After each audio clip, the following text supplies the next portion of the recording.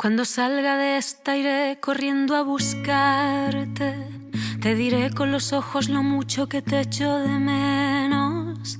Guardaré en un tarrito todos los abrazos, los besos, para cuando se amarren el alma, la pena y el miedo. Me pondré ante mi abuela y de rodillas pediré perdón por las veces que la descuide. Brindaremos por los que se fueron sin despedida. Otra vez, otra vez. Pero mientras los pájaros rondan las casas nido, una primavera radiante avanza con sigilo. He zurcido mis telitas rotas con aguja y hilo. Me he mirado, valorado, he vivido. Somos aves enjauladas con tantas ganas de volar que olvidamos que en este remanso también se ve la vida pasar. Cuando se quemen las jaulas y vuelva a levantarse el telón, recuerda siempre la lección y este será un mundo mejor. Cuando salga de esta iré corriendo a aplaudirte. Sonreiré, le daré las gracias a quien me cuide. Ya nadie se atreverá a burlar lo importante. La calidad de la sanidad será intocable. No me enfadaré tanto con el que dispara odio. Es momento de que importe igual lo ajeno y lo propio. Contagiar mis ganas de vivir y toda mi alegría. Construir, construir. Pero mientras el cielo y la tierra gozan de un respiro, reconquistan los animalitos rincones perdidos. He bebido sola lentamente una copa de vino. He volado con un libro. He vivido. Somos aves enjauladas con tantas ganas de volar que olvidamos que en este remanso también se ve la vida pasar. Cuando se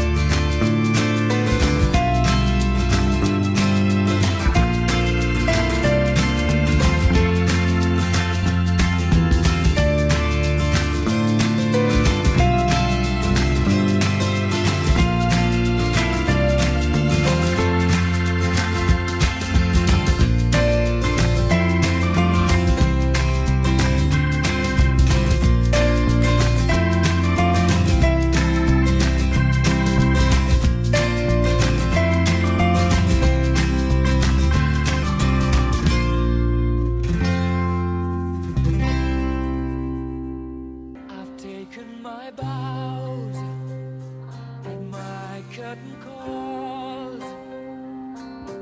You brought me fame and fortune and everything that goes with it. I thank you all, but it's been no bed of roses.